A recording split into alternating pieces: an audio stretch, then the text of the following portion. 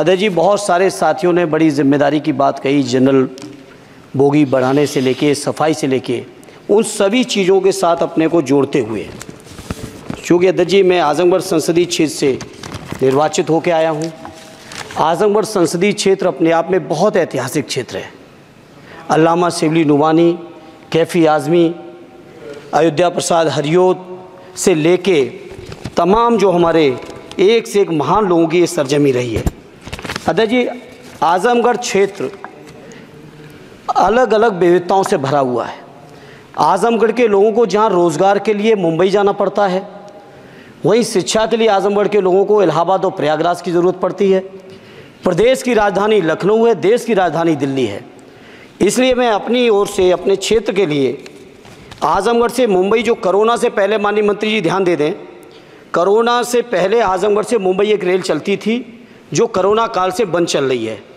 हमारा अनुरोध है कि उस रेल को न केवल वो साप्ताहिक थी, उस रेल को हर दिन के लिए शुरू किया जाए, बल्कि साथ ही साथ आजमगढ़ से लखनऊ, आजमगढ़ से इलाहाबाद, जहाँ पे इंटरसिटी से डेली लोग आवागमन कर सकें, आ जा सकें, उसके लिए इस ट्रेन को भी शुरू कराने की कृपा करें। साथ ही साथ अध्यक्ष जी, आजमगढ़ से दिल्ली जाने का केवल एकमात्र जरिया कैफिया ट्रेन है, और कैफिया ट्रेन के में बैठने का टाइम तो सुनिश्चित है, लेकिन कब पहुंचेंगे इस बात की कोई भी जिम्मेदारी और गारंटी नहीं है। इसे मंत्री जी मैं आपसे अनुरोध करूंगा कि आजमगढ़ से दिल्ली के लिए एक नई रेल लाइन, नई रेल ट्रेन शुरू करने की कृपा करें। मैंने जनरल बजट की चर्चा में भी जिक्र किया था, आजमगढ़ से बनारस से बायां आजमगढ़ गोरखपुर तक नई रेल लाइन का बड़ा प्रचार किया गया। अध्यक्ष जी, हमसे पूर्व सांसद ने बहुत प्रचार किया कि हमने सैंक्शन करा दिया है, लेकिन उस पर अभी एक भी रुपए की बजट न स्वीकृत है, न उस योजना का स्वीकृत है। सर्वे ज़रूर हुआ है, डीपीआर ज़रूर बनी है, लेकिन उसकी स्वीकृति मंत्री जी और फंड अभी बाकी है।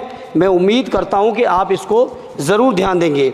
साथ ही साथ अध्यक्ष जी, आजमगढ़ में जहानागंज से सठियाओं के बीच रेलवे ओवरब्रिज न होने की वजह से घंटों जाम लगता है। इसी तरह से दो जगह और हैं, कुटवा मझगवां, बालीपुर से रानी की सराय, डुगवा कोटवा रेलवे पर अंडरपास की बहुत ज़रूरत है। अध्यक्ष जी, एक मिनट और लेंगे। मैं बड़ा सौभाग्यशाली हूँ अध्यक्ष जी कि उत्तर प्रदेश की 3 विभिन्न लोकसभाओं का मैंने प्रतिनिधित्व करने का मुझे मौका मिला, और वो तीनों ही क्षेत्र सदैव नेताजी की कर्मभूमि रहे, स्वर्गीय शरद यादव जी की कर्मभूमि रहे, माननीय अखिलेश यादव जी की कर्मभूमि रहे। इन तीनों ही क्षेत्रों की अलग अलग मांगें हैं। इसके लिए मैं आपसे थोड़ा सा अनुरोध करूंगा। अध्यक्ष जी, जब लालू प्रसाद जी, माननीय लालू जी देश के रेल मंत्री थे, उस समय एक योजना की घोषणा की गई थी इसी सदन में।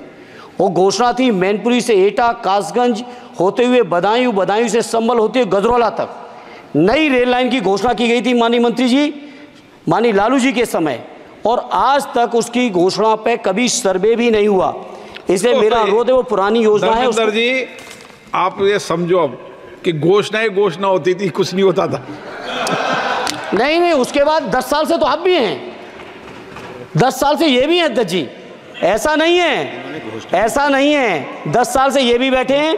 चूंकि हमारी पार्टी के पास समय कम है, इसलिए हम उसको ज़्यादा लंबा नहीं कहेंगे। दूसरा, मैनपुरी से घोषणा नहीं की थी, घोषणा उन्होंने की तो पूरा करना इनकी भी जिम्मेदारी है कि अध्यक्ष जी, विभाग नहीं बदल गया है, भारत सरकार की जिम्मेदारी है। आज जो ये मंत्री जी घोषणा करेंगे, अगले मंत्री की जिम्मेदारी बनेगी, अगले मंत्री की जिम्मेदारी बनेगी।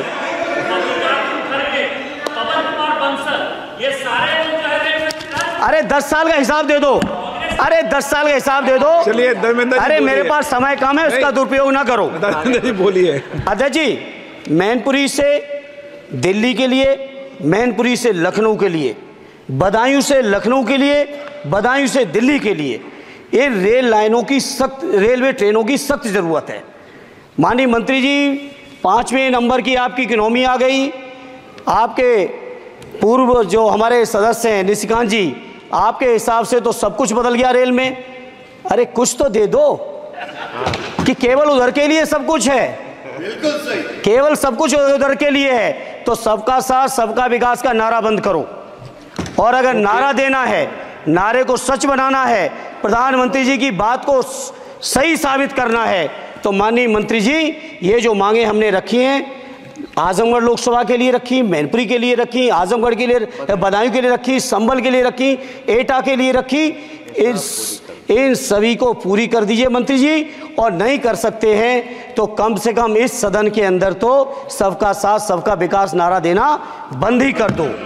और नारा जिस दिन देना बंद कर दोगे और ये कह दोगे कि आप विपक्ष में आपका नहीं करेंगे, उस दिन हम अपने क्षेत्र के लोगों को संतुष्ट भी कर लेंगे। हमारे क्षेत्र के लोग इतने स्वाभिमानी लोग हैं। माननीय अध्यक्ष जी कि आपने मुझे रेल बजट पर बोलने का मौका दिया। मैं माननीय प्रधानमंत्री जी और माननीय रेल मंत्री जी को बहुत बहुत हाँ, बीच में छूट गया, तो धन्यवाद अध्यक्ष जी। मैं कहता हूं कि जो मांगे की हैं तीनों ही क्षेत्रों की, उत्तर प्रदेश की जनता की, उसको माननीय मंत्री जी पार्टी से ऊपर उठकर सबके साथ और विकास के लिए पूरा कर दें। आपकी बहुत बहुत मेहरबानी होगी, नहीं तो ये नारा बंद करो। बहुत बहुत धन्यवाद। संजय जायसवाल जी बहुत